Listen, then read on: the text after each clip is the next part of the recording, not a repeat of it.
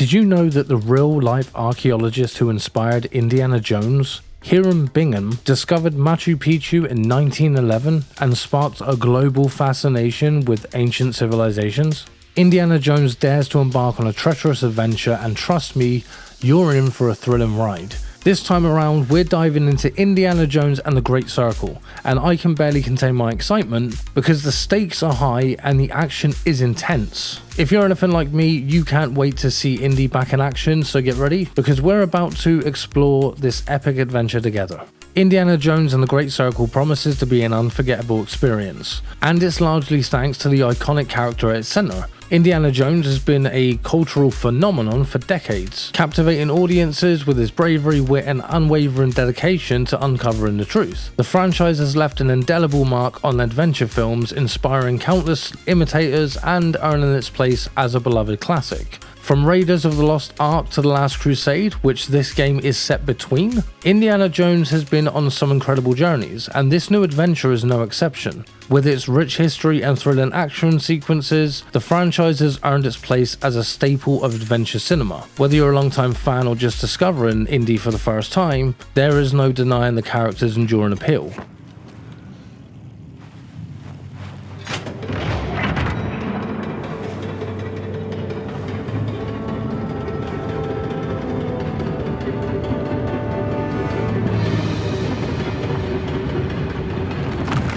No, wait! So let's talk about what makes this game so special. For starters, the setting is unlike anything we've ever seen before in an Indiana Jones adventure.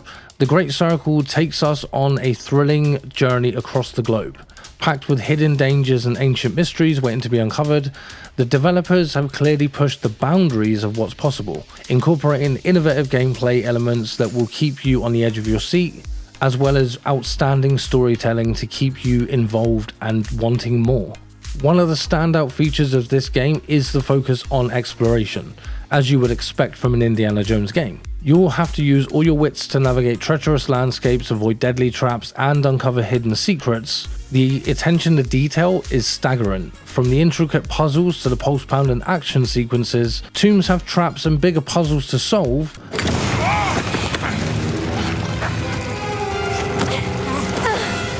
I've got you. But even in places like Vatican City, there are mysteries to uncover and puzzles to solve that allow you to find collectibles for the museum, money, and even skill books, but I'll cover that later. With locations like Marshall College, where Indy works, to Vatican City, Shanghai, and the Himalayas, the level design and attention to detail makes exploration in this game amazing.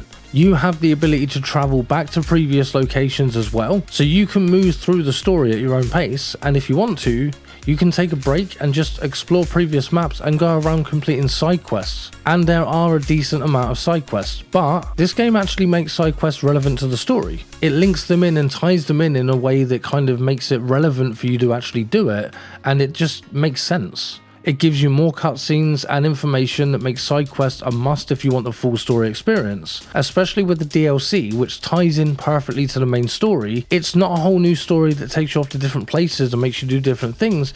It links in with the story and the locations just perfectly. But the best part is the ability to obtain disguises.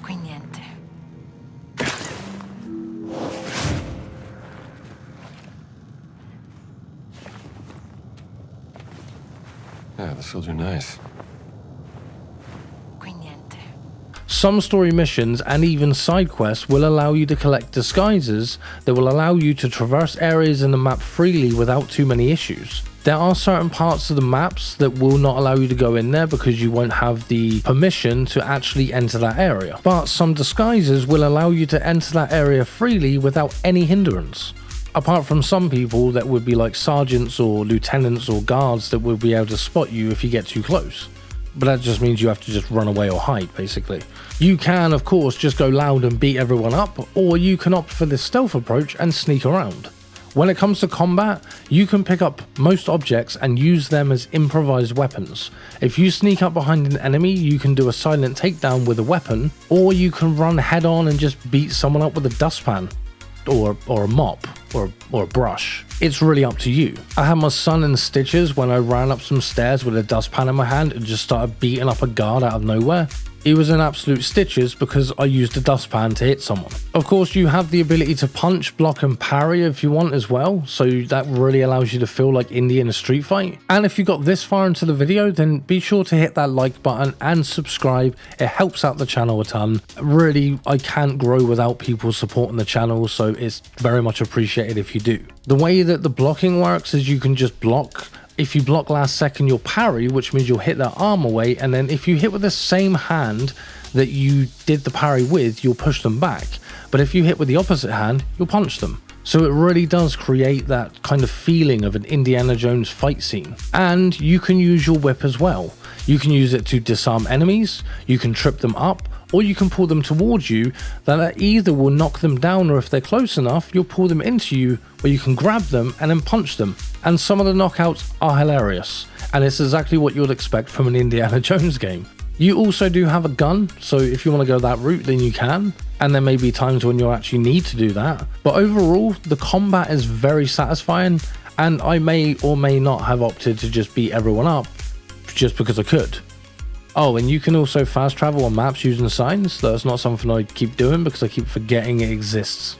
Then we get to the map. Your journal itself acts as a map. You can also access your mission log from here, which actually allows you to check your notes that are connected to certain missions, as well as see the actual mission outline and what you have to do itself. This allows you to also track the missions so that you can see it on the map. There's a travel area of the journal that allows you to change location, and there's a skill area that lets you use points that you collect for doing certain things in order to unlock skills from skill books.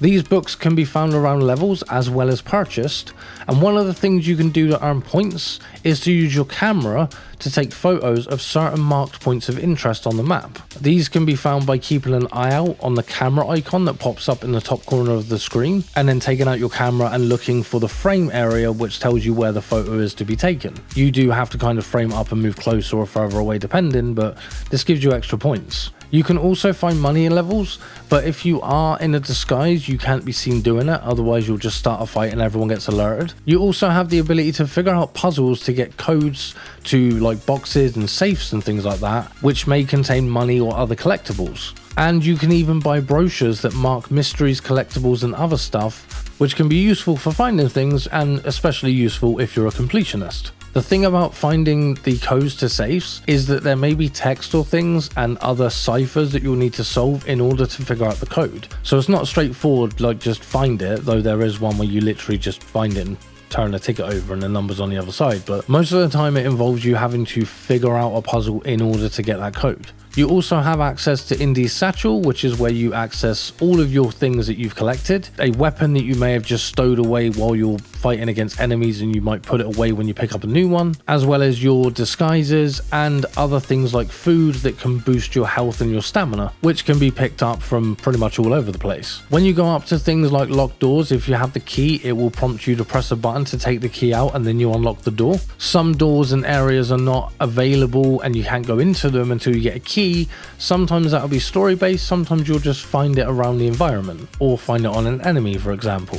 These keys will unlock more of the area for you to be able to explore, and not all of them are required, so you may not come across them if you don't do some of the side missions. Other than that, the plot is meticulously crafted, weaving together threads of mystery, adventure and history. You'll find yourself drawn into a world of ancient artifacts, hidden temples and forgotten civilizations. As Indy navigates the treacherous landscape, you'll be questioning everyone's loyalties and racing to uncover the truth. One of the most impressive aspects of this game is its thematic depth. The developers have woven together a complex exploration of obsession, power, and the dangers of playing with forces beyond our control. It's a cautionary tale that will leave you thinking long after the credits roll at the end of the game. Of course, with any Indiana Jones adventure, there are bound to be some weaknesses. Some of the pacing can feel a bit slow and a few of the puzzles may have you scratching your head for a while, but overall these are minor issues in an otherwise exceptional experience. So what's the final verdict? I'd give this adventure a solid 9 out of 10.